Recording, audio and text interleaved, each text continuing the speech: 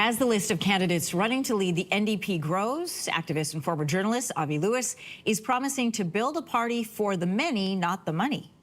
Also running to lead the NDP is Union leader Rob Ashton, MP Heather McPherson, with British Columbia City Councillor Tennealle Johnston expected to enter the race soon. So for more on his campaign, we are joined in studio by NDP leadership candidate Avi Lewis. Welcome, I should say, welcome back to this building. I know, Queen Street West. I was just having flashbacks to Steve Anthony throwing a Christmas tree off the second floor on election night in 1997. You have got a lot of history here. Yes, indeed. Listen, let's talk about your future, though.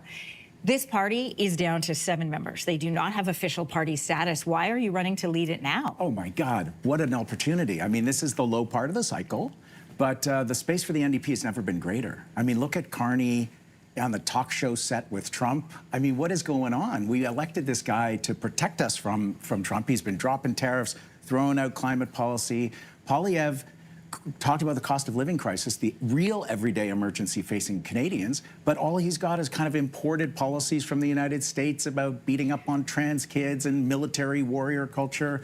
We need an NDP to actually talk about what's going on in people's lives, which is $300 for groceries, $150 for a cell phone plan, people who can't afford the rent and mortgage. We need solutions, and we need the analysis for why it's happening. We're only going to get that from the NDP. Well, okay, so let me ask you about that, because in this last election, people didn't feel like they were going to get that from the NDP. Right. They put their votes with either the Liberals or with the Conservatives in some cases. You know, we saw Pierre Poilievre dip into traditional NDP territory and take it. When you look at Windsor, that's a prime example of where that happened. For sure. So, is the NDP party relevant in this climate, in this environment we're sitting in right now? We've never been more needed. Look at that story about Cineplex. We've got the same thing in every part of our economy. We've got 3 big grocery chains. We've got 3 cell phone companies, 5 big banks.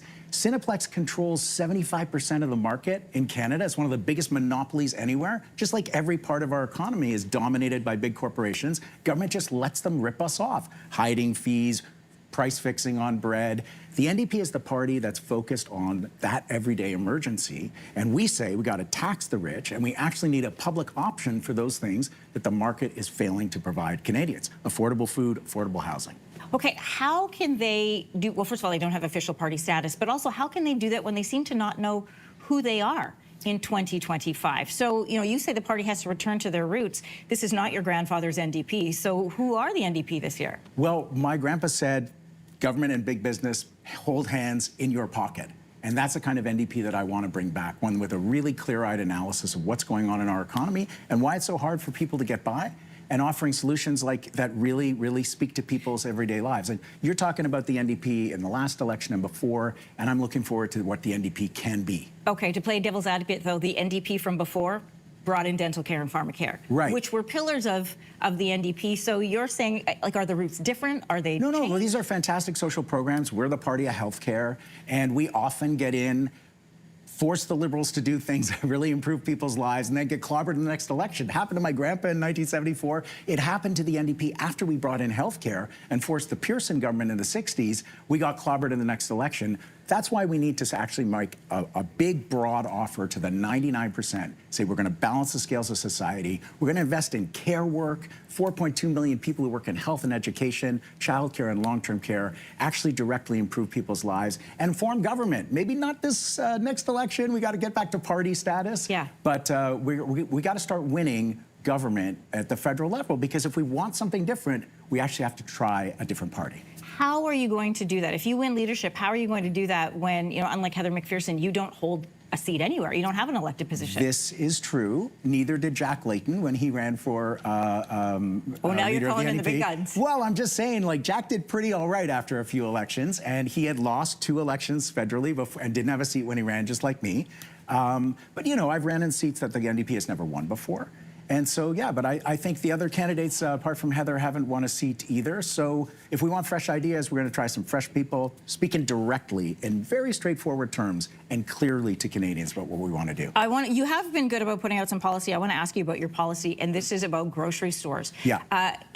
You want to do a wealth tax. You want to do a cap on rent increases. People really like hearing that. Talk to me about your plan for grocers, this option that you want to Well, listen, this is a fantastically popular policy that I think we can win with. Canadians want to see, when you have market failure, like you have these big corporations that dominate every sector. It's the same with the food system, right? 3 big grocery chains, and we know that they price fix and price gouge. We need a public option. We can't force everything into a market mindset when there's just a handful of corporations that are fixing the prices. I'm going to give you a sec to explain that. There's a lot of people that aren't going to understand this concept that you're talking about. You want a public grocery store for people to access. The federal government has the capacity to, at the federal level, with federal money and a national reach, actually negotiate with the distributors of food and actually provide retail, maybe owned by municipalities, to actually provide nonprofit food to people, because people cannot get by when they're paying $300 for a cart of groceries. Just like when the market fails any industry, the government has to step in and actually provide an alternative that is not in the market mindset where everything has to make a big profit. To some people, that will seem like a very socialist policy, getting back to where Canada is politically right now. Are people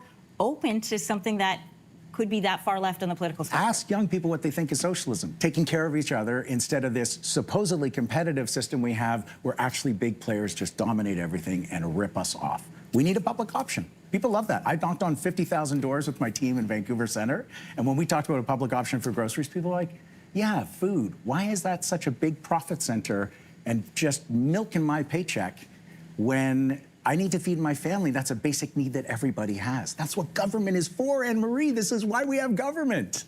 All right, well, you have to get into government first and bring the party back to official party status. We'll come back and talk about it then. Okay, Avi Lewis, great to have you back here. Great Pleasure. to have you in the building. Thanks for coming on your morning. Thank you. If you like that video, make sure to subscribe to the Your Morning YouTube feed, where you can find all kinds of new content posted every weekday morning.